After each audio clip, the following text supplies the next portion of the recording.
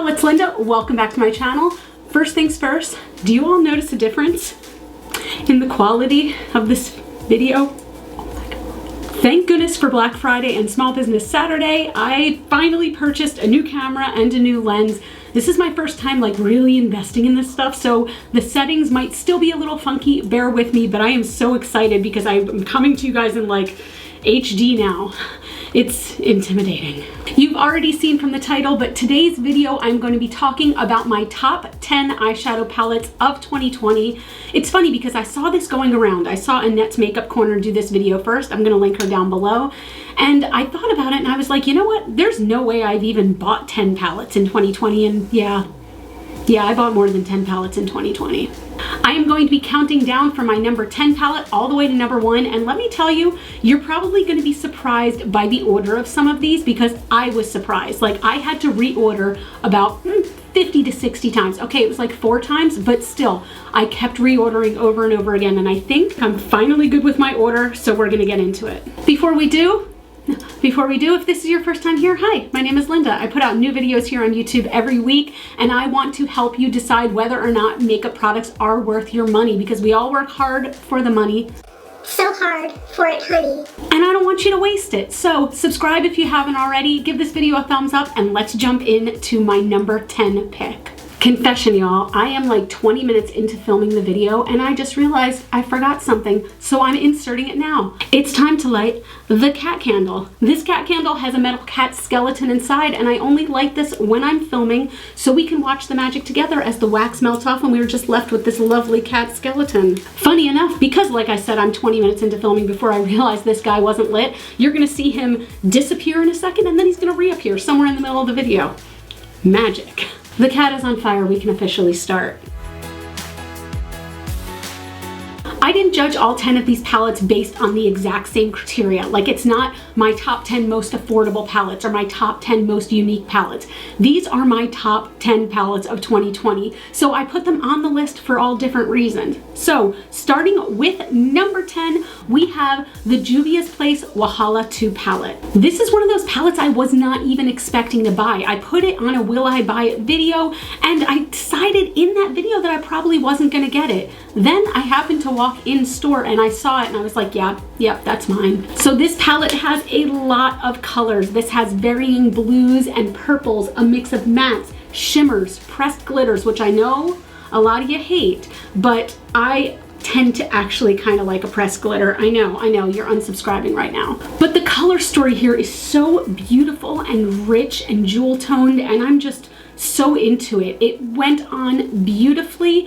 The reason this is at number 10 and not a little bit higher is because if I'm being honest with myself, I don't wear blues and purples every day. Blues and purples still intimidate me just a scotch, but I love them so much, and this palette really performed beautifully, and it's a really, really good value for the money.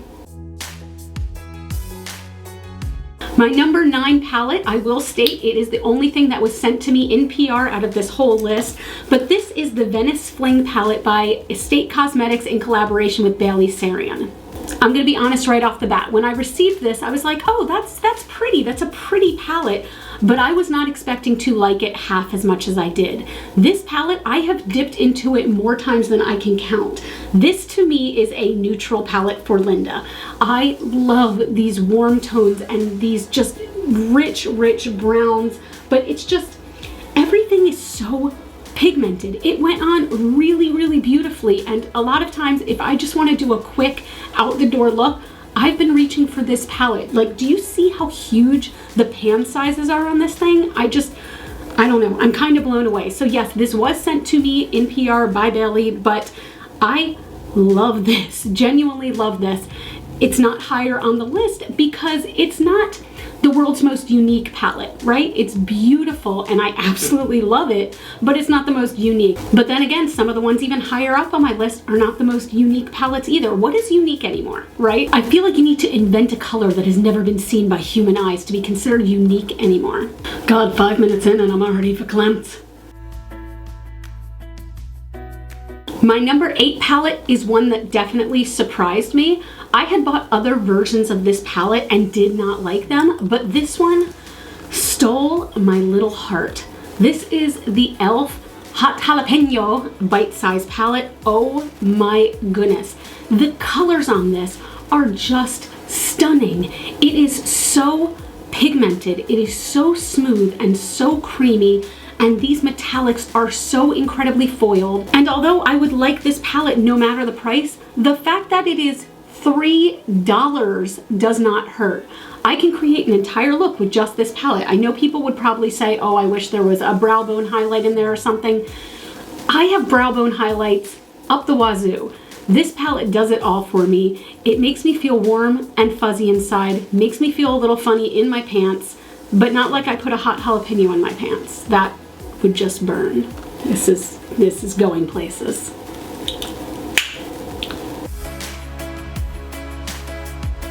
My number 7 palette is the Natasha Denona Bronze Palette. I keep saying I was not expecting to like this one. It's like, if you weren't expecting to like it as much, why would you buy it? Here's the thing. When I buy a palette, usually I'm like, oh, that would be nice to add to my collection. But I'm usually not expecting to be blown away by it, like it's going to be life-changing. I know a lot of people were not impressed by this palette. I completely was. The quality is Natasha Denona quality, which y'all know I'm a little bit of a slut for some Natasha Denona, and the colors are just stunning. Again, it's those warm tones, it's those fiery tones, and you might think that this is kind of a one-trick pony, right? Because it's got the warm bronzes. But I kind of dig a monochromatic moment like that, you know what I mean? You do have some of the pink tones in here, but you also have some oranges. You have this deep brown that I dug my big fat freaking finger into like the day I got it, and I cried just a little bit, but it's okay, we're healing. But the quality of this is next to none. If you want an eyeshadow palette where you don't have to work for a look, okay? You know what I'm talking about. You know those palettes where all of a sudden you're blending and you're blending and you're blending and the color's patchy or whatever it is, and you can make it work. This palette works for you. You touch it, you lightly blend, and it is blended, it is lovely. Natasha Denona is a brand that I personally feel is worth the money. I think it's a really great way to treat yourself. Who am I? All right, have you guys guessed any of the ones that have been on this list so far? Because we are at the number 6 palette. Number 6 is going to the Melt Cosmetics Rust palette. Oh God, when I open this, it's just gonna make my heart swoon because it does every time. Yes, bitch, oh God. Okay, I know, you're probably seeing a theme here. Oh look, Linda, warm neutrals, how original, how groundbreaking, how revolutionary. But nay, this color story takes a grunge twist, I feel like. You know, we've got the darks down here, but then there comes in with that pop of mustard. Ooh, I love a mustard shadow. And these deep, satiny, pigmented shimmers are just stunning. You can apply them with one swipe and they are instantly pigmented. They are there, they are not going anywhere. I adore this, and yes, it's kind of a mess because I have used the ever-loving hell out of this. If I am creating a brown smoky eye, this is the palette I'm picking up. If you are into a brown smoky eye, you need this in your arsenal. So I would not only call this one of my favorite palettes of 2020, this is one of my favorite palettes of all time. I cannot believe we are already at the top 5. Go ahead and stop for a minute and comment down below and let me know what you think maybe some of the top 5 are gonna be. Don't peek, but let me know, and then I'm curious to see if you were right. For the number 5 palette, remember, I'm not necessarily basing this on, like, for example, how I've dipped into the rust 95 times since I've gotten it. This one is on my list because of the color story. That is the new Melt and Beetlejuice Recently Deceased palette. This is just so beautiful, and you can tell like I've been digging into this. I have only had this palette a few weeks now and I've used it so many times, but I just love this color story. So you are a little bit limited with this palette. I'm gonna tell you right off the bat, if you're like, I'm not crazy about greens or purples, this is not the palette for you. But for me, acid green, bright ass freaking purple, that's all I need. Okay, maybe I also need some warm neutrals, but still, I was just so impressed with this palette. I was so impressed with the quality, with the packaging even. I think it's just so unique and so well done. And they put thought into it. They put thought into every spot. Now, I've seen a lot of people complain that some of the colors, especially these purples, are very similar to each other. That's not a lie. These two are actually very similar, and these two are slightly similar. Nonetheless, I am glad to have all four in there. I love this palette, and if you just look on Instagram at all the looks that have been done with this palette, you are going to die. They are the absolute freaking best. I could not put this on my top 5 palettes of 2020. Number 4 is another newer palette, and this is the ColourPop and Raw Beauty Kristi at Forest Sight palette. This one, again, took me by surprise. Hey Linda, how you doing? You're just gonna say it over and over again? I think they understand. The reason this one took me by surprise is because, yes, I do love neutrals and I do love these kind of grungy tones, but at the same time, I'm not usually one who gravitates towards jewel tones, and there's a whole lot of earthy jewel tones in here. They turned out to be just so incredibly lovely that I've been using this palette again and again. I expected this to just kind of be in my makeup arsenal. I keep dipping into this and I keep pulling it back out and trying new looks. West Coast is by far my favorite shade, but Chanterelle, again, a mustard. I love a mustard. And Homegrown and Amanita. I just love the looks that this palette can give you, and you can get so many different looks out of this.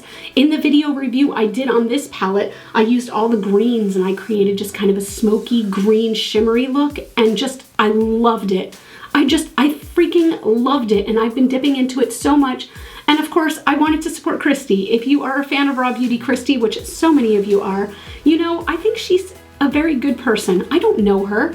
I don't know what she does, but the fact that she cares for stray cats and she's living out in the middle of the woods in Washington State at this point, she just seems so down to earth and relatable, and I'm just very happy for her successes. So I was really happy to pick up this palette, and I'm even happier that I'm using it as obsessively as I am.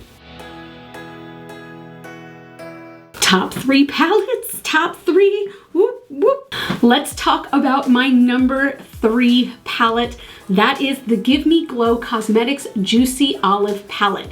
This palette did not come out this year. This is a little bit older, but I don't even care. This is the year that I got this palette. This is the year that I fell in love. I have this on my eyes today along with a copious amount of glitter.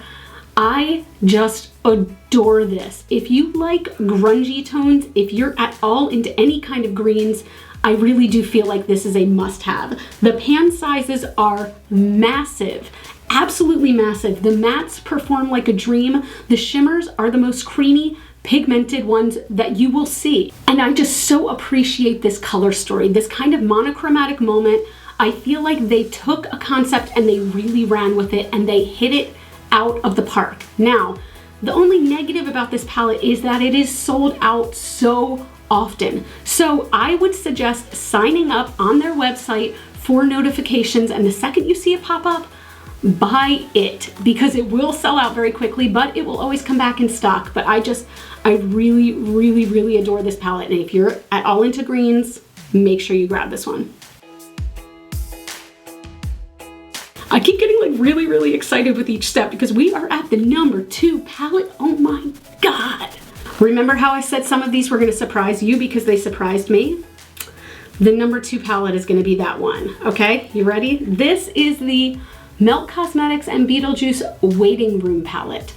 I was shocked, nay, am shocked at how much I adore this palette. I like it even more than the Recently Deceased, which I never expected, okay?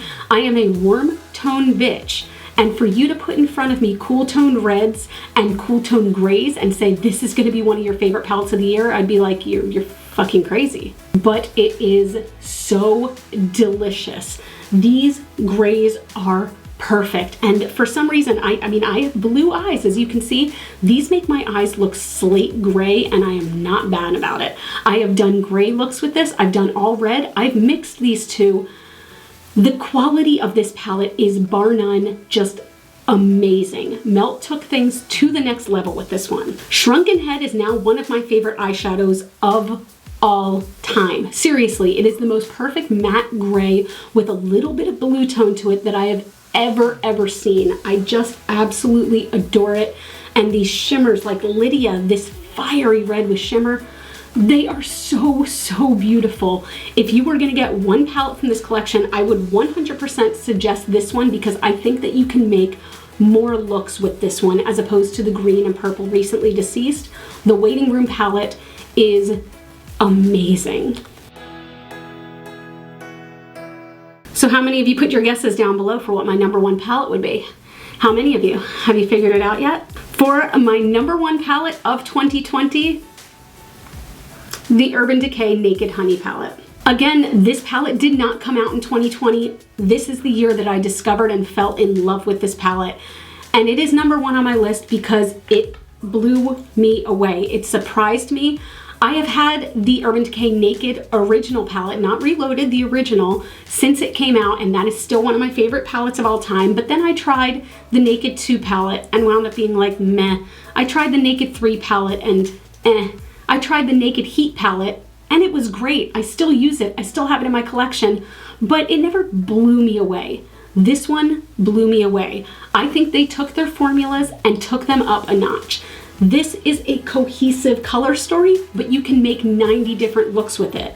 Again, this is a shadow palette that works for you, not you working for it, okay? So you can dip your brush in once and you get full pigmentation, but yet it blends out like a freaking dream. I don't know a single person that has used this palette that hasn't absolutely loved it. And honestly, I think that this palette makes an amazing gift for anyone who wears makeup. I'm not talking necessarily about makeup lovers who watch 90 million videos a day on YouTube. Thanks, please subscribe.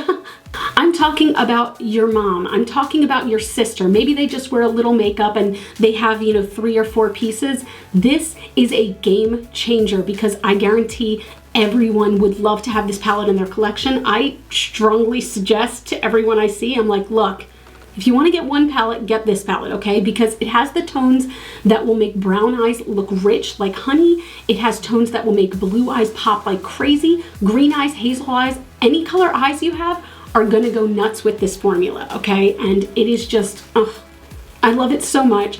I was so surprised that it was not a crazy colorful palette as my #1, but I really do believe that the Naked Honey palette deserves the top spot. So that is it, my friends. I want you to comment down below. Tell me what your favorite palettes of the year were. Tell me what you're excited for to see in 2021. What do you want to see that's different? Also, let me know if you noticed a difference in kind of the quality of this video. Again, please bear with me on any settings, like if it's a little too washed out or things like that. I am still learning, but I want to really make my content as good as it can be for you guys because, I kind of like you.